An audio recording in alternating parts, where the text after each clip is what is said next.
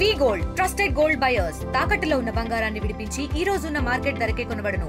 మరిన్ని వివరాలకు సంప్రదించండి 77107720.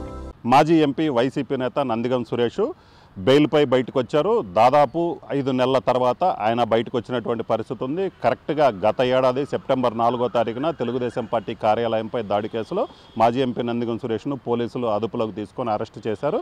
సో అప్పటి నుంచి కూడా గుంటూరు జిల్లా జైల్లో ఉన్నారు. ఆ తర్వాత బెయిల్ కోసం చాలా ప్రయత్నాలు చేశారు. అయితే ఇదే సమయంలో ఏదైతే ఆ తుళ్ళూరు మండలంలో జరిగినటువంటి మరియమ్మ హత్య కేసుకు సంబంధించి కావచ్చు, అలాగనే ఈ ప్రస్తుత మంత్రి సత్యకుమార్కి సంబంధించినటువంటి దాడి కేసు ఏదైతే ఆ తుళ్ళూరు మండలంలోనే ఆ దాడి కూడా జరిగింది. ఈ దాడి కేసుల్లో కూడా ఆయనపై కేసులు నమోదైనటువంటి పరిస్థితి ఉంది. మొత్తం మీద సెప్టెంబర్ 4వ తారీఖు గత ఏడాది నందిగం సురేష్ను అరెస్ట్ చేసి ఆ గుంటూరు జిల్లా జైలుకు తరలించడం జరిగింది కోర్టు ఆదేశాల మేరకు. తర్వాత చాలాసార్లు బెయిల్ కోసం ప్రయత్నించినప్పటికీ కూడా ఆయనకు చుక్కెదురైనటువంటి పరిస్థితి ఉంది. అయితే నిన్న గుంటూరు కోర్టు మంగళగిరి కోర్టులో మొదట బెయిల్ కోసం అప్లై చేసుకున్నప్పటికీ కూడా అక్కడ రిజెక్ట్ చేయడం జరిగింది. దీంతో గుంటూరు జిల్లా కోర్టులో మరోసారి బెయిల్ పిటిషన్ దాఖలు చేయడం జరిగింది. నిన్న నందిగం సురేష్కు బెయిల్ కూడా గుంటూరు కోర్టు మంజూరు చేసింది. అయితే షూరిటీలు సమర్పించడంతో ఆలస్యం కావడంతో నందిగం సురేష్ కొద్దిసేపటి క్రితమే గుంటూరు జిల్లా జైలు నుంచి కూడా విడుదలయ్యారు.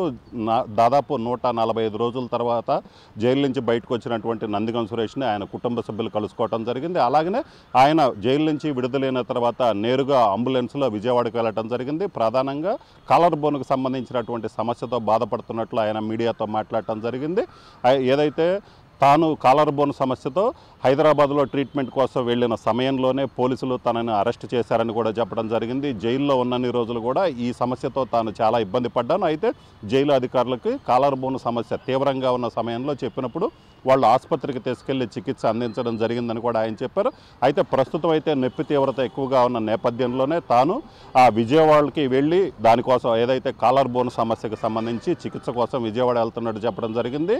నందిగం సురేష్ జైలు నుంచి బయటకు వచ్చిన వెంటనే ఏదైతే వాళ్ళ కుటుంబ సభ్యులు ముందుగానే అంబులెన్స్ను కూడా ఇక్కడికి తీసుకొని రావడం జరిగింది. అయితే కుటుంబ సభ్యులు కలిసిన సమయంలో తాను కాలర్ బోన్ సమస్యతో తీవ్ర ఇబ్బంది పడుతున్నాను, ఇక ఆ చికిత్స తీసుకోకపోతే చాలా ఇబ్బందికరంగా ఉంటుందని చెప్పిన నేపథ్యంలో ఆయన జైలు నుంచి బయటకు వస్తున్న నేపథ్యంలోనే కుటుంబ సభ్యులు అంబులెన్స్ను కూడా రెడీ చేశారు. సో జైలు నుంచి విడుదలైనంత నేరుగా ఆయన ఇక్కడి నుంచి అంబులెన్స్లో ఎక్కేసి విజయవాడకు బయలుదేరినటువంటి పరిస్థితి ఉంది. మొత్తం మీద అయితే మాత్రం దాదాపు కూటమి ప్రభుత్వం అధికారంలోకి వచ్చిన తర్వాత వైసీపీకి సంబంధించినటువంటి నేతలు ఏదైతే గతంలో ఉన్నటువంటి కేసులోనే ఆ కేసుల్లో నేతలను అరెస్ట్ చేయడం జరిగింది. అయితే ఎక్కువ కాలం ఇప్పటి వరకు చాలామంది వైసీపీ నేతలు ఏదైతే వివిధ కేసుల్లో అరెస్ట్ అయినప్పటికీ కూడా దాదాపు 145 రోజుల పాటు వైసీపీ నేత నందిగం సురేష్ ఒక్కడు మాత్రమే జైల్లో ఉన్నటువంటి పరిస్థితి ఉంది. ఈ నేపథ్యంలోనే మరియమ్మ హత్య కేసులో బెయిల్ రావడంతో పూర్తిగా నందిగం సురేష్ జైలు నుంచి బయటికి రావడం, అలాగనే చికిత్సకు సంబంధించి చూసుకున్నట్లయితే ప్రధానంగా కాలర్ బోన్ సమస్యకు సంబంధించి చికిత్స కోసం ఆయన విజయవాడ వెళ్ళడం జరిగింది.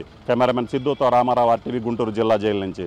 వాళ్ళు ఏదన్నా ఇబ్బంది ఉన్నాయి కానీ మెడిసిన్ ఇస్తూ ఉండేవాళ్ళు. ఆ మెడిసిన్ కానీ తగ్గేదేమి కాదు. ఆ మెడిసిన్ వేసుకున్నంత చెప్పు నొప్పి తగ్గింది అనిపించేది, తర్వాత మామూలుగానే ఉండేది. నేను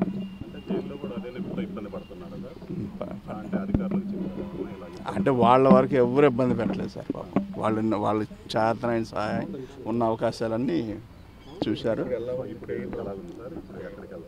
హాస్పిటల్కి వెళ్దామనండి, విజయవాడ మాకు తెలిసిన హాస్పిటల్ ఉంది, అక్కడికి వెళ్దామని. రాత్రి నుండి కూడా బాగా ఇబ్బందిగా ఉంది, అందుకని తెలిసిన హాస్పిటల్కి వెళ్దామని. మరిన్ని వీడియోస్ కోసం ఛానల్ ని సబ్స్క్రైబ్ చేయండి. లేటెస్ట్ అప్డేట్స్ కోసం వాట్సాప్ ఛానల్ ని ఫాలో అవ్వండి. ఆ లింక్ డిస్క్రిప్షన్ లో ఉంది.